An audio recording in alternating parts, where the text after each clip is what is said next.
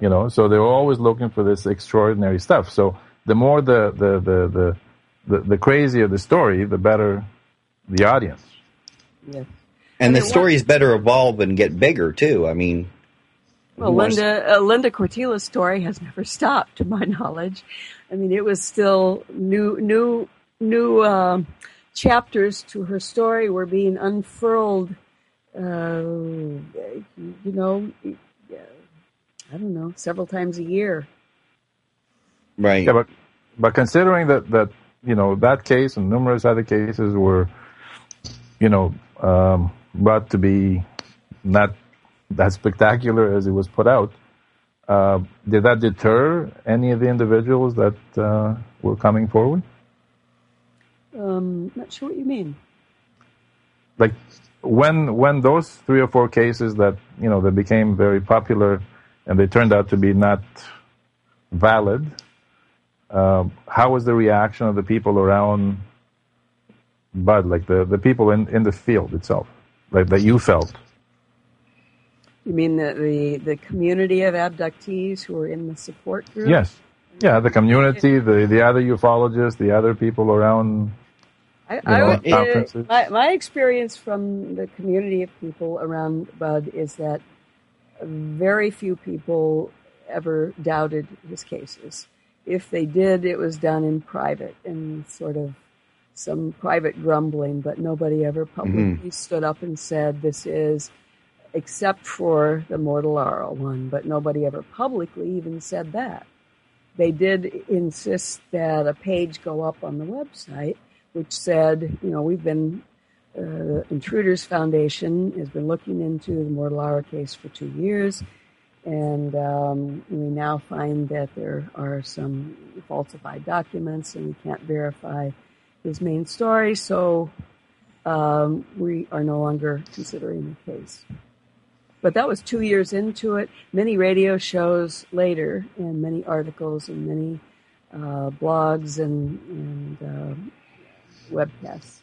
Right. But even with Linda, was there any real investigation ever done with Linda other than what story she had said? Yes, he definitely did. Some real gumshoe sort of out on the street asking questions and probing around and going to the UN and talking to police. And yes, he did that. Oh, okay. That's great. But it still sort of blew up, though.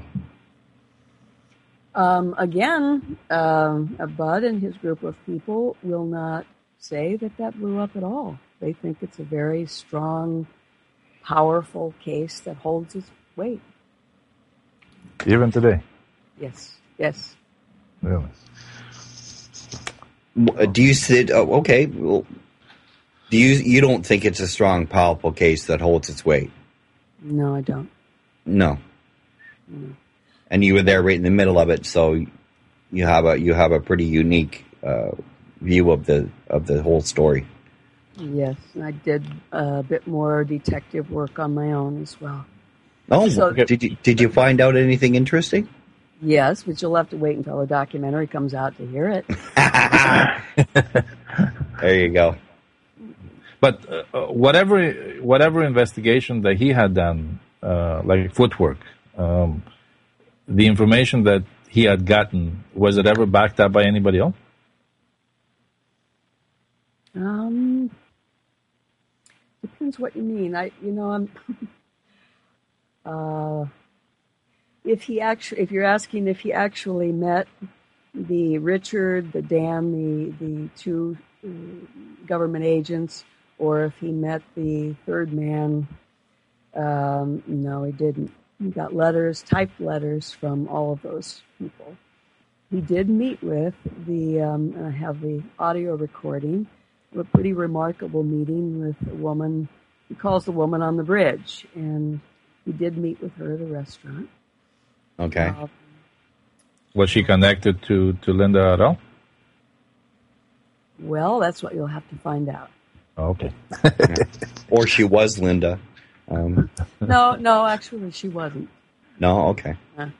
Was it the Linda case where Linda would call Bud, and B, Yes. say my cousin's going to call you later tonight and explain everything, and then Bud would get a call, and it wouldn't be your cousin, it'd be Linda putting on a voice, acting like her cousin. Am I getting this correctly, or It is, and that only happened once when Bud admitted it to me. I do know that. Okay, it could have happened other times, but we don't know. Well, So that was a little odd. There were many, many things that Linda reported that were not reported in the book because it just got too soap opera-ish to be believable. And Right. Bud was a good storyteller. Absolutely. He had high skill in storytelling. You just sit and listen to him for hours, right? Because right. Probably one of the things that amazed you when you first met him. Yes. It's a quality that he has. He's a great storyteller, no doubt about it. Well, that's very interesting. Tom, do you have anything for Dr. Kokjohn? Yeah, I want to find out now, what is your idea for the future right now? How should we go about dealing with this particular phenomenon? Well, I guess I'm a biochemist, a microbiologist, and I would like to see, if possible, efforts to collect genetic data. And that could be if we have independent hybrid activity. I think Dr. Jacobs talks about that there are ways that people could collect samples. And I'm really, really intrigued by the reports of pregnancy and the possibility that we might be able to get something from women who have reported abductions and have had pregnancies that they've lost or whatnot. Can't say that maybe they'll be will be thwarted. That perhaps this controlling entity is one step ahead of us. But I think those avenues could be pursued, and I hope that they will be. Tom's gotten samples. Tom, you had a case. Well, we had, like I said, quite a few samples up here. So, what was the one with the boy though? He had it. He fought. Yeah, I had two circumstances where, again, it was kind of unusual. On one particular case, I'm just going to go through it a little bit here, where a young boy had some sort of experience, and the mother had called me. Now, I was very sort of suspicious because this particular family, the grandmother, was a leader of I guess you could call it a UFO group, but it was more of a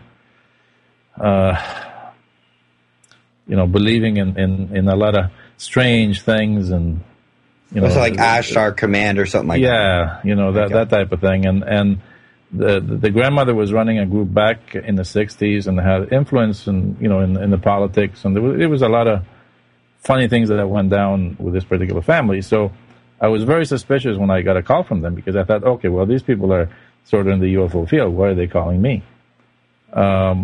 I went there anyways. They described that the boy had an experience that he described where he was taken up, in the ship.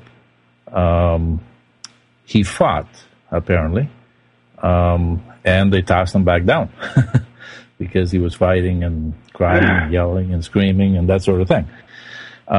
When he was brought back.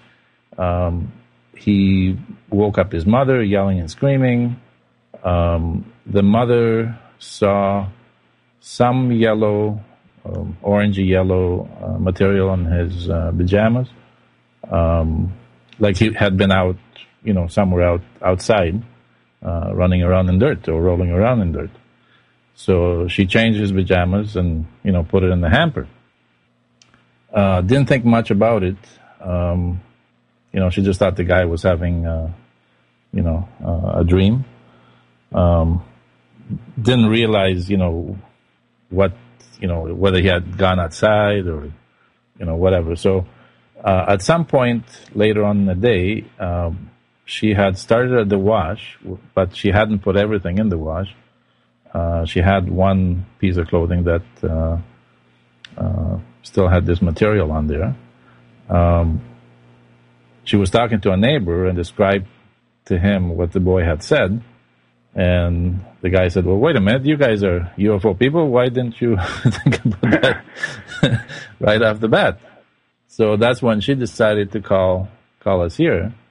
And anyway, she gave me a piece of the clothing, which we brought here. Again, like I said, because of my suspicion with these individuals, I wasn't too sure of the story, so I took it with a grain of salt. We did test it, and, I sort of kept it to myself, and to the people here.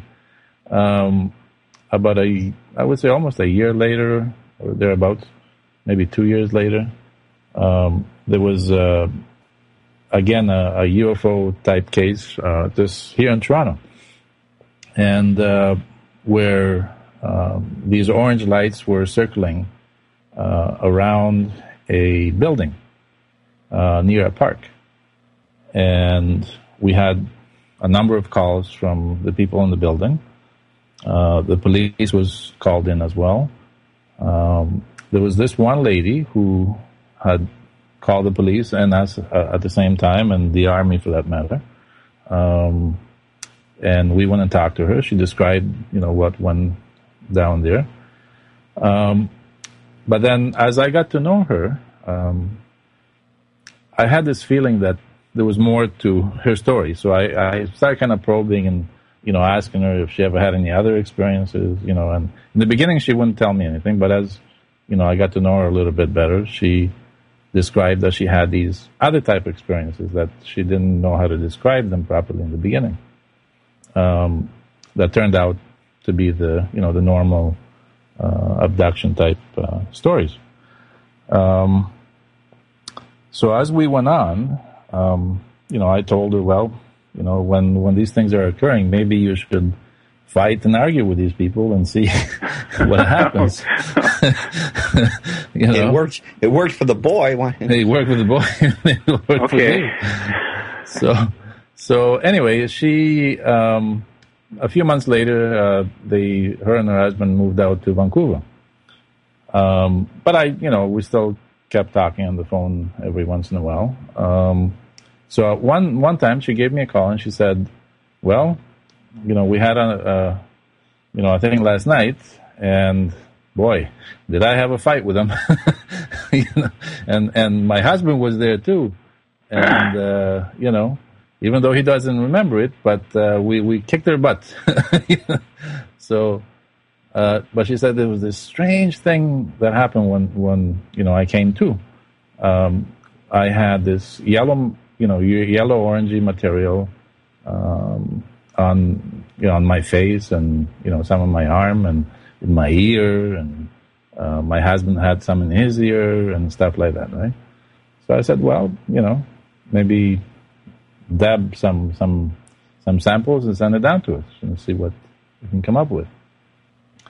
As it turns out, both of those materials that she gave us and the one of the boy turned out to be pretty much the same thing. So this was a year apart. Yeah. Not that Tom knows what that same thing is. It doesn't make it alien. It just makes it unusual. No, it wasn't alien, of course not. But I'm saying the material was the same, which is, again, because of the circumstances, right? And there was no connection between the boy, which was like, again, outside of Toronto, about 2 hours on the east side, and her being in Vancouver, which is like, about 2,000 miles, 3,000 miles on the other side. They were analyzed to be chemically identical? Yes. Mm-hmm. Yeah. Yeah, Tom has and they turn out to be Toronto that he takes all that stuff to. They turn out to be over 90% sulfur, actually, pure sulfur. Really? Which is very unusual. Did they tell you SH or S7, anything? To tell you the truth, I don't remember at this point right now, but I do have the paperwork